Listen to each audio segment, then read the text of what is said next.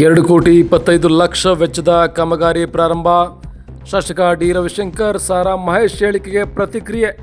ಹೌದು, 1 ಕೋಟಿ ವೆಚ್ಚದಲ್ಲಿ ಗೇರುದೊಡ ಮಾರ್ಗ ಕೆಂಚನಹಳ್ಳಿ ರಸ್ತೆ ಮತ್ತು 1 ಕೋಟಿ ವೆಚ್ಚದಲ್ಲಿ ಬಾಚಹಳ್ಳಿ ಮಂಜುನಹಳ್ಳಿ ಕೆಂಚನಹಳ್ಳಿ ಗ್ರಾಮ ಪರಿಮಿತಿಯಲ್ಲಿ ಸಿಸಿ ರಸ್ತೆ ನಿರ್ಮಾಣ ಅಭಿವೃದ್ಧಿ ಕಾಮಗಾರಿ ಹಾಗೂ 25 ಲಕ್ಷ ವೆಚ್ಚದಲ್ಲಿ ಕೆಂಚನಹಳ್ಳಿ ಗ್ರಾಮದ ಸರ್ಕಾರಿ ಹಿರಿಯ ಪ್ರಾಥಮಿಕ ಶಾಲೆಯಲ್ಲಿ 2 ಶಾಲಾ ಕೊಠಡಿಗಳ ನಿರ್ಮಾಣ ಕಾಮಗಾರಿ ಪ್ರಾರಂಭಕ್ಕೆ ಶಾಸಕ ಡಿ ರವಿಶಂಕರ್ ಚಾಲನೆ ನೀಡಿದರು.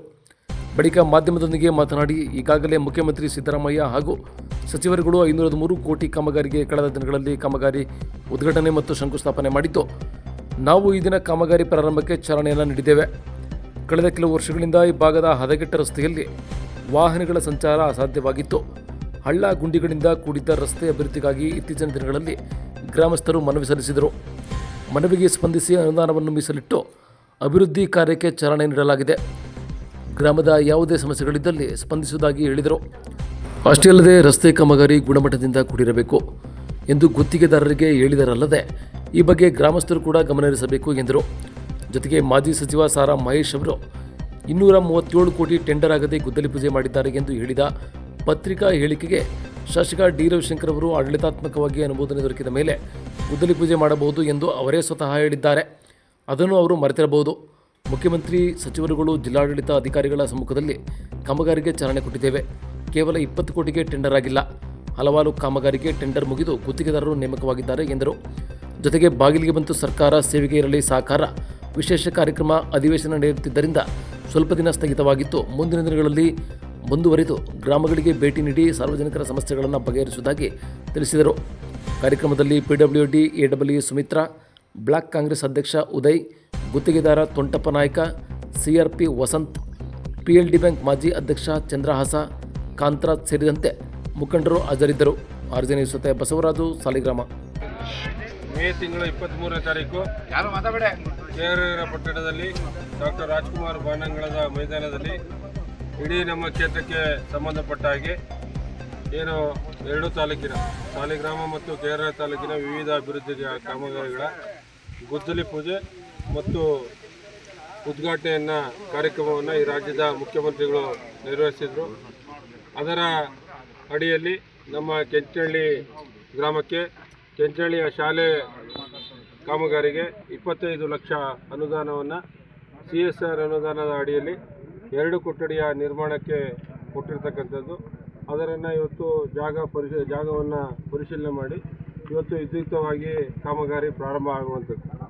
ಅದರ ಜೊತೆಯಲ್ಲಿ ಕೆಂಚನಹಳ್ಳಿ ಗ್ರಾಮದಲ್ಲಿ ಇವತ್ತು ರಸ್ತೆ ಅಭಿವೃದ್ಧಿಯ ಕಾಮಗಾರಿಗೆ 1 ಕೋಟಿ ಅನುದಾನ, ಜೊತೆಗೆ ಗೇರ್ದಡಕ್ಕೆ ರಸ್ತೆ ಅಭಿವೃದ್ಧಿ ಕಾಮಗಾರಿಗೆ 1 ಕೋಟಿ ಅನುದಾನದಲ್ಲಿ ಈಗಾಗಲೇ ಅದು ಶಂಕುಸ್ಥಾಪನೆಯನ್ನು ಆಗಿದೆ. ಅದರ ಕಾಮಗಾರಿಯನ್ನು ಇವತ್ತು ಪ್ರಾರಂಭ ಮಾಡ್ತಾಯಿದ್ದಾರೆ. ಅದಕ್ಕಾಗಿ ಅದನ್ನು ಪರಿಶೀಲನೆ ಮಾಡಲಿಕ್ಕೆ ಇವತ್ತು ನಾನು ಆಗಮಿಸಿದ್ದೇನೆ.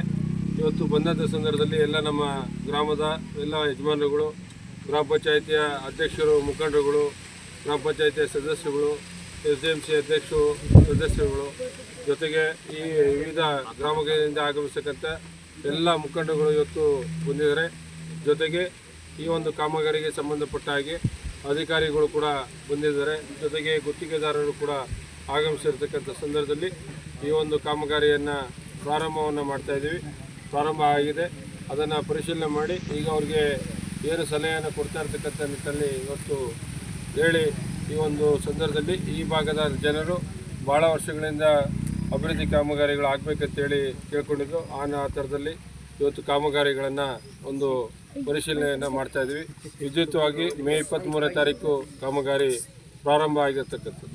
ಆ ನಿಟ್ಟಿನಲ್ಲಿ ಇವತ್ತೇನು ಕಾಮಗಾರಿಗೆ ಸಂಬಂಧಪಟ್ಟ ಹಾಗೆ ಅನುದಾನವನ್ನು ಕೊಟ್ಟಿರ್ತಕ್ಕಂಥ ನಮ್ಮ ರಾಜ್ಯ ಸರ್ಕಾರದ ನಮ್ಮ ಮಾನ್ಯ ಮುಖ್ಯಮಂತ್ರಿಗಳಾದಂಥ ಸನ್ಮಾನ್ಯ ಸಿದ್ದರಾಮಯ್ಯ ಸಾಹೇಬರು, ಉಪಮುಖ್ಯಮಂತ್ರಿಗಳಾಗಿರ್ತಕ್ಕಂಥ ಸನ್ಮಾನ್ಯ DK ಶಿವಕುಮಾರ್ ಸಾಹೇಬರು, ಅವರ ಜೊತೆಗೂಡಿ ಎಲ್ಲ ಸಚಿವ ಸಂಪುಟದ ಸದಸ್ಯರು ಹಾಗೂ ಎಲ್ಲ ಶಾಸಕರಿಗೆ ನಾನು ಈ ಸಂದರ್ಭದಲ್ಲಿ ಅತ್ಯಂತ ಗೌರವಪೂರ್ವಕವಾಗಿ ನನ್ನ ಕ್ಷೇತ್ರದ ಮತದಾರ ಬಂಧುಗಳ ಪರವಾಗಿ ಹಾಗೂ ಸಮಸ್ತ ಜನತೆ ಪರವಾಗಿ ಅವ್ರಿಗೆ ಅತ್ಯಂತ ಗೌರವಪೂರ್ವಕವಾಗಿ ಧನ್ಯವಾದಗಳನ್ನು ನಿಮ್ಮ ಮೂಲಕವಾಗಿ ಅವ್ರಿಗೆ ಸಲ್ಲಿಸಲಿಕ್ಕೆ ನಾನು ಸೂಚನೆಯನ್ನು ಅಧಿಕಾರಿಗಳೇ ಕೊಡ್ತಾಯಿದ್ದೆ. ಆದರೆ ಅದೇ ರೀತಿಯಲ್ಲಿ ಗುತ್ತಿಗೆದಾರರು ಕೂಡ ನಿಮ್ಮೆಲ್ಲರ ಸಮಕ್ಷಮ ಗುಣಮಟ್ಟದ ಕಾಮಗಾರಿ ಆಗಬೇಕು ಅಂತೇಳಿ ನಾನು ಈ ಸಂದರ್ಭದಲ್ಲಿ ನಿಮಗೆ ಸೂಚನೆಯನ್ನು ಕೊಡ್ತಾ ಇದ್ದೀವಿ. ಸರ್ ಒಂದು ನಿಮಿಷ ಸರ್, ಸಾರಾ ಮಹೇಶ್ ಅವರು 237 ಕೋಟಿ ಟೆಂಡರ್ ಆಗಿಲ್ಲ ಅಂತಾರಲ್ಲ, ಅದಕ್ಕೆ ಏನು ಹೇಳ್ತೀರಿ ಸರ್? ಮೊನ್ನೆ ಪ್ರೆಸ್ ಮೀಟಲ್ಲಿ ಹೇಳಿದ್ದಾರೆ ಅವರು. ತಿಳಿದಿರೋ ಹಾಗೆ ಈ ಹಿಂದೆ ಅವರು ಇದ್ದಾಗ ಏನಂತ ಹೇಳಿದರು, ಆಡಳಿತಾತ್ಮಕ ಅನುಮೋದನೆ ದೊರಕಿದ ಮೇಲೆ ಗುದ್ಲಿ ಪೂಜೆ ಮಾಡ್ಬೋದು ಅಂತಕ್ಕಂಥ ನಿಟ್ಟಲ್ಲಿ ಅವರೇ ಕೊಟ್ಟಿದ್ದಾರೆ ಸ್ವತಃ. ಅವರು ಅದನ್ನು ಮರ್ತಿರ್ಬೋದು, ನಿಮಗೂ ನಿಮ್ಮ ಸಮ್ಮುಖದಲ್ಲೇ ಕೊಟ್ಟಿರ್ತಕ್ಕಂಥದ್ದು ನಿಮಗೆಲ್ಲ ಗೊತ್ತಿರೋ ಹಾಗೆ ಗೊತ್ತಿದೆ ಅವೆಲ್ಲ ವಿಚಾರ. ಆ ನಿಟ್ಟಲ್ಲಿ ಈ ರಾಜ್ಯದ ಮುಖ್ಯಮಂತ್ರಿಗಳ ಸಮ್ಮುಖದಲ್ಲಿ, ಹಲವಾರು ಸಚಿವರ ಸಮ್ಮುಖದಲ್ಲಿ, ಏನು ನಮ್ಮ ಜಿಲ್ಲಾ ಮಟ್ಟದ ಎಲ್ಲ ಅಧಿಕಾರಿಗಳ ಸಮ್ಮುಖದಲ್ಲಿ ಇವತ್ತು ವಿದ್ಯುಕ್ತವಾಗಿ ಕಾಮಗಾರಿಗೆ ಚಾಲನೆ ಕೊಟ್ಟಿದ್ದೀವಿ. ಕೇವಲ 20 ಕೋಟಿಗೆ ಇವತ್ತು ಟೆಂಡರ್ ಆಗಿರ್ತಕ್ಕಂಥದ್ದೆಲ್ಲ, ಹಲವಾರು ಕಾಮಗಾರಿಗಳಿಗೆ ಈಗಾಗಲೇ ಟೆಂಡರ್ ಮುಗಿದು ಎಲ್ಲರೂ ಕೂಡ ಗುತ್ತಿಗೆದಾರರು ನೇಮಕ ಆಗಿದ್ದಾರೆ. ಅದರ ಜೊತೆಯಲ್ಲಿ ಹಲವಾರು ಕಾಮಗಾರಿಗಳಿಗೆ ಶಂಕುಸ್ಥಾಪನೆಯನ್ನು ಮಾಡಿರ್ತಕ್ಕಂಥದ್ದು. ಜೊತೆಗೆ ಏನು ಈಗ ಉದ್ಘಾಟನೆ ಆಗಿರ್ತಕ್ಕಂಥ ಕಾಮಗಾರಿಗಳಿಗೆ ಅದರಲ್ಲೂ ಕೂಡ ನಮ್ಮ ಜವಾಬ್ದಾರಿ ಇದೆ. ಅವತ್ತು ಯಾರು ನಮ್ಮ ಕ್ಷೇತ್ರದಲ್ಲಿ ಪರಾಜಿತ ಅಭ್ಯರ್ಥಿ ಆಗಿದ್ರು ಅವರ ಕೊಡುಗೆ ಕೂಡ ಸಾಕಷ್ಟು ಇದೆ. ಸರ್ಕಾರದ ಮಟ್ಟದಲ್ಲಿ ಅನುದಾನವನ್ನು ತರುವಂಥ ಸರ್, ಸಾರ್ವಜನಿಕರ ಸಮಸ್ಯೆಗಳನ್ನು ಬಗೆಹರಿಸೋಕ್ಕೆ ಒಂದು ಪ್ರಮುಖ ವೇದಿಕೆಯನ್ನು ಸೃಷ್ಟಿ ಮಾಡಿದ್ರಿ. ಬಾಗಿಲಿಗೆ ಬಂತು ಸರ್ಕಾರ, ಸೇವೆಗೆ ಇರಲಿ ಸಾಕಾರ. ಅದು ಕೆಲವೊಂದಷ್ಟು ಗ್ರಾಮಗಳು ಮಾಡಿ ನಿಲ್ಲಿಸಿದ್ರೆ ಮತ್ತೆ ಯಾವಾಗ ಸರ್ ಅದು? ಈಗ ನಾವು ಪ್ರಾರಂಭ ಮಾಡಿ ಕೆಲವಾರು ಪಂಚಾಯತಿಗಳಲ್ಲಿ ಈಗಾಗಲೇ ಕಾರ್ಯಕ್ರಮವನ್ನು ವಿದ್ಯುಕ್ತವಾಗಿ ಚಾಲನೆ ಮಾಡಿ ನಿಮ್ಮೆಲ್ಲರ ಸಮ್ಮುಖದಲ್ಲಿ ಜನರ ಅಹವಾಲನ್ನು ಸ್ವೀಕರಿಸುವಂಥ ನಿಟ್ಟಿನಲ್ಲಿ ಕೆಲಸವನ್ನು ಮಾಡ್ತಾಯಿದ್ವಿ.